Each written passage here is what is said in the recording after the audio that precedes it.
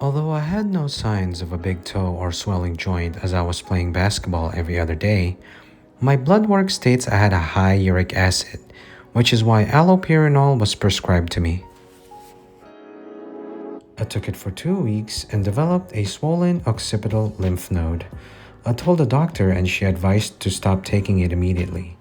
2 days after, that's when I started the Stevens-Johnson syndrome.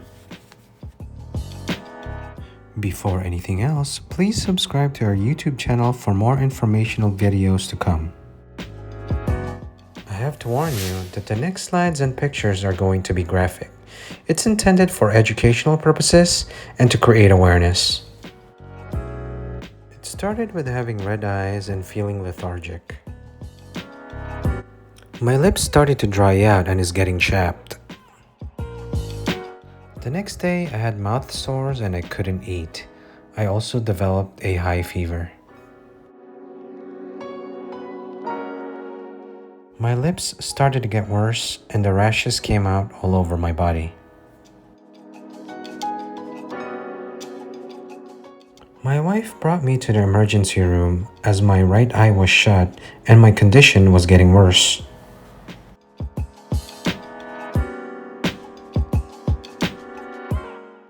I finally got admitted after 24 hours of waiting in the emergency room.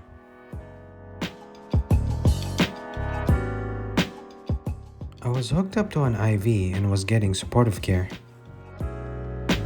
If I recall correctly, I believe the doctor ordered 20 or more numerous infectious diseases tests on me, all of which came back negative, such as measles or chickenpox. I was in the hospital for 9 days getting supportive care. During my stay at the St. Joseph Hospital, I had a fever every 4 hours. I had my moments in the hospital asking myself, is this it? But I remained strong and kept fighting. On the 7th day, the fever subsided. I forced myself to eat and drink just to make some progress and try to get better. I want to take this time to thank all the St. Joseph General Surgery nurses that took care of me while I was at the hospital. Finally home after the 9th day. I still had low-grade fevers and my wife got scared because of the new rashes that developed. She was ready to bring me back to the ER. I took some Benadryl and the new rashes seemed to go away. The doctor at the hospital recommended that I see an ophthalmologist after I got out because of my blurry and double vision. By this point, I still could not eat solid food, so my wife had to puree everything.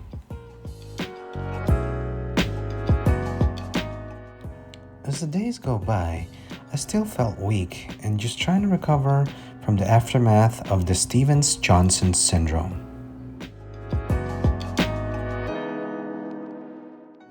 On August 24, 2021, before going to an appointment, I decided to weigh myself and discovered that I lost 20 pounds from not being able to eat properly.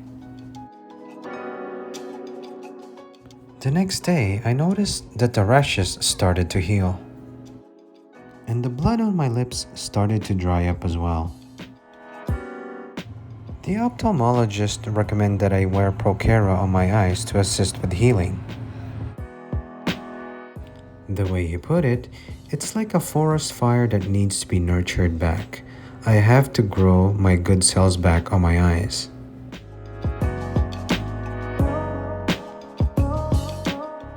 August 28, 2021, and my lips are almost back to normal as you can see. The biggest issue is my vision. Because the mucous membrane of my eyes dried out, I have to put artificial tears every hour to moisten it up.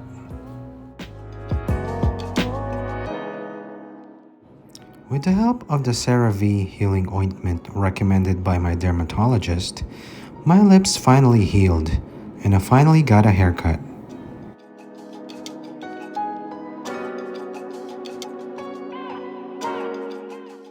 Another day and another follow-up appointment with my ophthalmologist. This was about the time that we realized that my right eye wasn't going all the way to the right, which explains the double vision.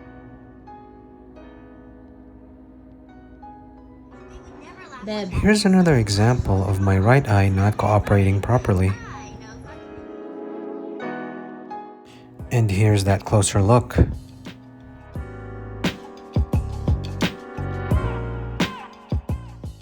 By this point, my ophthalmologist has prescribed to me an eye drop steroid called prednisolone. He also advised to continue the artificial tears and a Refresh PM ointment before sleeping at night. From what I learned about SJS, it could take weeks or months before you can fully recover. I feel like my whole human anatomy has changed from the inside out, and I feel like I'm starting from scratch all over again. As of right now, I'm taking it day by day, trying to get stronger and trying to get back to normal. I guess my advice to you out there is, if you've never heard of the medication that was prescribed by your doctor, make sure you research the side effects before taking it. I've never heard of allopurinol all my life until it was prescribed to me, and I just took it, not knowing that I was allergic to it, so be careful out there. Any drug or vaccine can cause Stevens-Johnson syndrome. There's a lot of information online that you can read upon, so please be informed. I still have a long road of recovery ahead of me, and I do have an MRI coming up. I sure do hope that this video gave you some information and awareness to what Stevens-Johnson's syndrome is all about. Please help us out by liking our video and subscribing to our YouTube channel.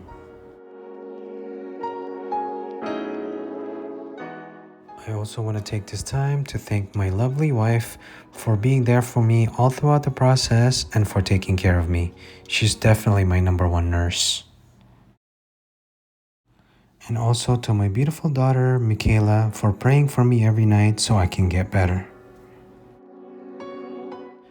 With all of that said, I want to leave you this quote. Life is like a camera. Just focus on what's important, capture the good times, develop from the negatives, and if things don't work out, just take another shot. Next time you see me, I might be wearing glasses. Thanks for watching.